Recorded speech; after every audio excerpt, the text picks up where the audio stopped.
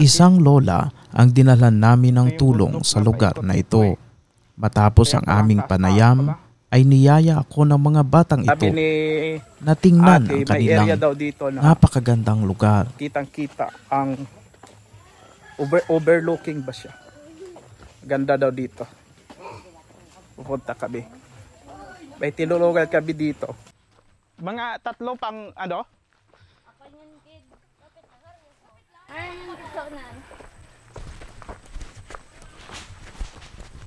Ay, sangkol. Agi aday kami kol. Nanay nga unga sa bilag. Haraman gala ng unga ni nanay. Ay sus, kataas. Makita mo na. Ano? Ito, sabi na katagaytay kita. Sos, ay ang ganda. Iyat kami sa Tagaytay makaron.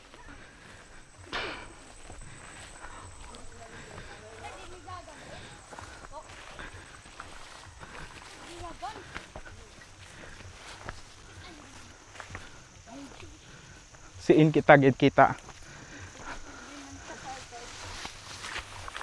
Agay! Oh, maluoy ka.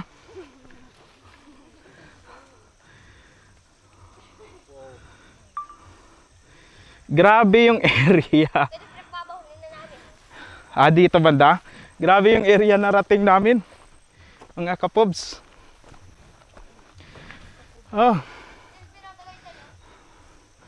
Yan yung inikot natin. Saan yan yung kalibo? Yun yung kalibo. Yun yung kalibo. Yun. Yun.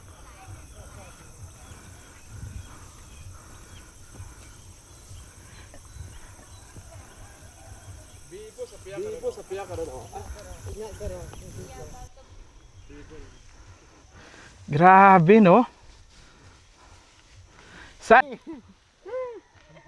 Baka maabot yan doon sa Ubos Gid. Diyan talaga nagpapadaos-os talaga sila diyan? Oo, amat din sa gumagampang. Ano ito? Ilan anak niyo kuya? 3, sir. 3. Bunso ito? Asos, nagpadaos-os nga. Okay lang. Okay. Diyan pala yan sila. Di ako man be? Base sa kalibot ang puluton kara. Di ako marunong mag-control. Guys, wala tayong telescope eh. Ito yung mga dinaanan natin. Ito yung bundok na paikot dito eh. Kaya pala ang taas-taas pala.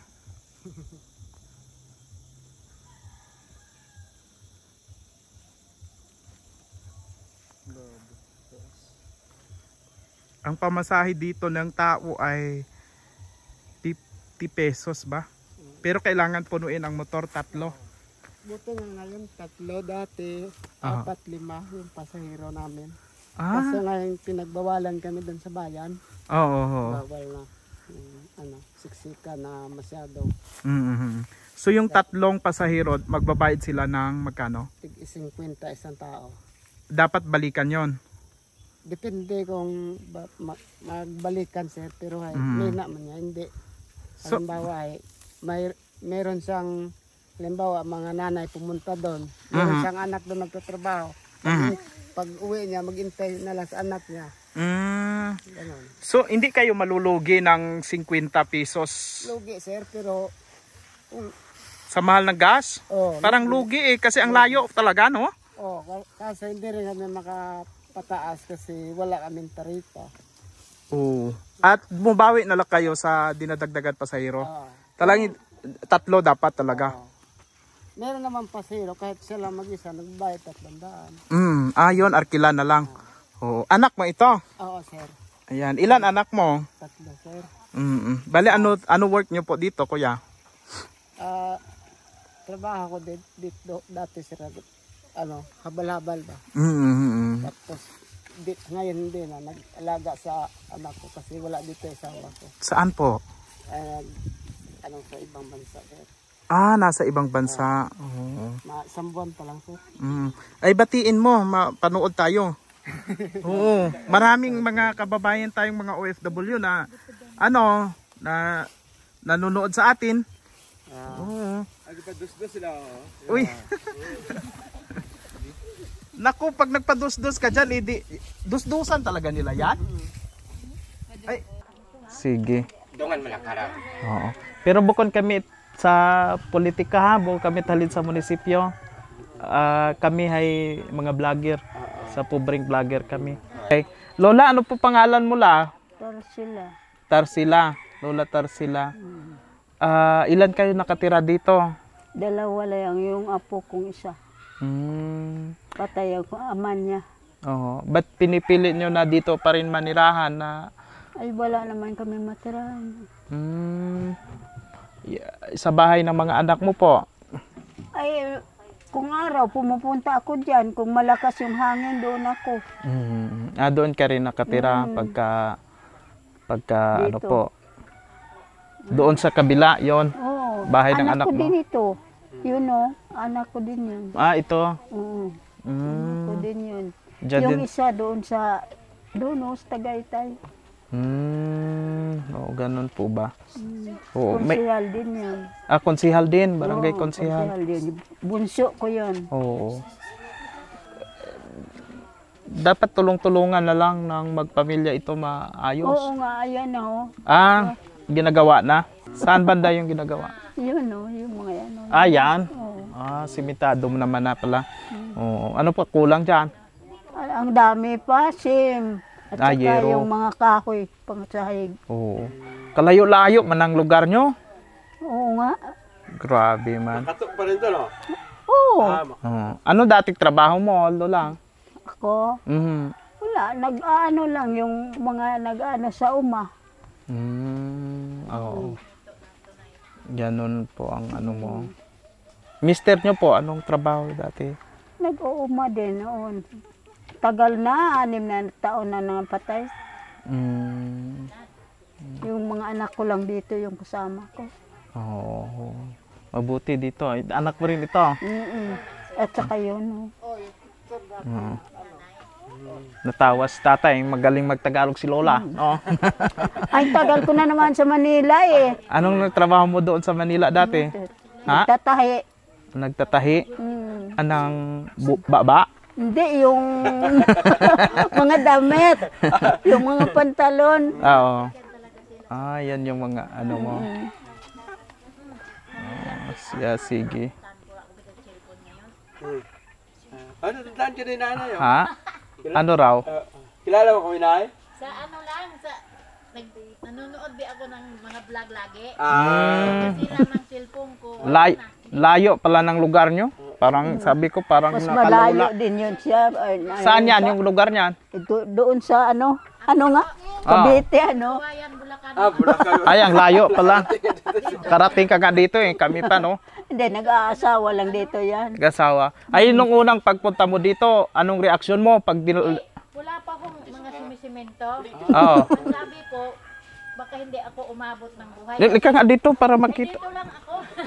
Hindi, interview kita.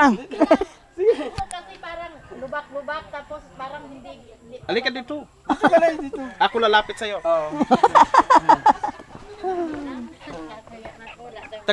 Taga Bulacan po, mga kapobs, taga Bulacan. Sabi ko nga kanina, nakakalula pala tong lugar nila. Kay ang layo, parang sa Baguio ka nagpunta. Ikaw taga Bulacan ka, tapos dinala ka dito. Dito ka nakapangasawa. Nung pagdala sa'yo dito, paakyat dito, anong unang reaksyon mo? Para ka akong hindi na yata tama to eh. Kasi parang bukid, tapos pag ganyan-ganyan siya, Ang taas. Saan pa kami pupunta kaya? Ayun pala, pagdating sa medyo may mga bahay siyang malalaki. Kako, hindi ka paniwalaang sa ganong kalayo at saka sa mga bukid ho. May bahay palang Parang jungle no? Parang Amazon. Tagaytay nga ho dyan, no? May Tagaytay ho dito. Ay, may Laguna din ho dito, di ba sa Maynila may Tagaytay. Kung meron. Pero hindi ka naman nagsabi noong unang pagdala ng yun, asawa mo na, boyfriend mo? Sabi ko, hindi naman ako dinala. Ako talagang dito pumunta. Ay, ka ang pumunta dito? Kasi sinubukan ko din kung anong pamumuhay. Ano ka dito? Mayroon kang naging nobyo dito. Paano mo na dito? Na-discover Haba kang ng lugar? istorya. Na-discover ko lang sa Sa Google? Wala pang Google noon. Bago lang man ako dito. Bago ka lang. Inang- Kailan ka lang? Mga 2 years. 2 years. Okay. Mahilig din ako sa cellphone talaga eh. Oo. Sige ng sinelpon. Tapos pagkasira ng cellphone ko, yung mga vlog nga ba pinapanood ko, wala na. So Hindi wala na ako kang kakilala dito? Wala. Pumunta ka lang dito? Baka sakaling maganda nga yung lugar, pero hindi naman ako nagsisi dahil maganda naman talaga. Ito kami kimong mga, may mga dala kaming groceries sa'yo. At mga bigas. Ay, kahit ano lang. Ayan, oo. Sige. Pansamantala ay inilagay nga ni Kapobreng Renz yung camera dito. Hindi ko alam, naka-record pala.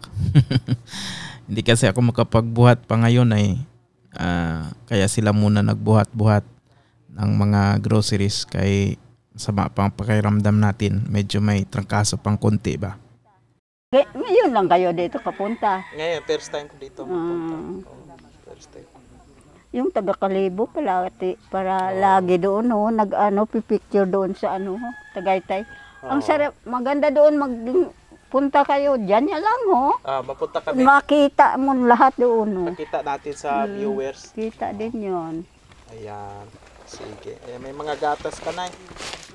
Salamat Hindi ako din. makabuhat kay ano pa yung pakiramdam ko. Nahihilo pa ako eh. Galing ko sa trangkaso ba. Pero mayad yun man ako. Bukod man, hindi naman uso ngayon ang COVID no? Wala na. Ayan, para sa iyo to, Nay. Maraming salamat ha. Opo. Galing sa mga sponsor namin to.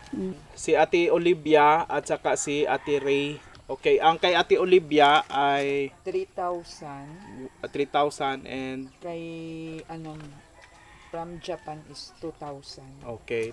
So, ang ginawa natin, binili natin ng groceries para kay Lola. Oo, bali lahat is 3,930. So may sukli pa si Lola na 1,070. Okay, sige. Para may allowance siya. Sige, Lola, tanggapin niyo po. Ito. Ito, Lola, 1,050. 1,060. 70. Okay na. Sige, ano po ang sabihin niyo po?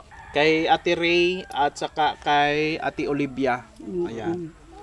Ano po ang gusto niyo pong iparating sa kanya po? Maraming salamat. Ayan. Welcome, Gid. Sige. At saka Masaya ka la? parang malungkot. Masaya ka malungkot din na. Parang malungkot man. May 2,000 ka rin galing sa aming Masaya na si Lola. Thank you. Ayan. Sige. Parang luyat. Tama luyat at yawas, no? Oo. Matsayawan kami tukad pero wa kating nalipay pag abot namon. Uman nabila, uman. Sige, ano Salamat. Maraming salamat. Lipay ba ikaw? Uy, mas lalong malipay. Matsabukon matalata ang nalipay ikaw, abe.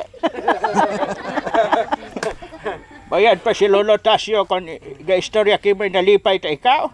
Ay, pagkalata mo ay malungkot talaga ako mag-isa eh. Gusto ni mo, laya lang ako sa imo. Maraming salamat Ate Ray ng Japan at maraming salamat kay Kapobreng Ate Olivia. Maraming salamat po sa inyong taos-pusong pagsuporta sa programa. Mula dito sa bagong baryo, Bakato, Aklan, ako po si Kapobs Archie Hilario, kasama sila Ate Presi, Kuya Arnel at Renz. Maraming salamat po sa inyong panonood.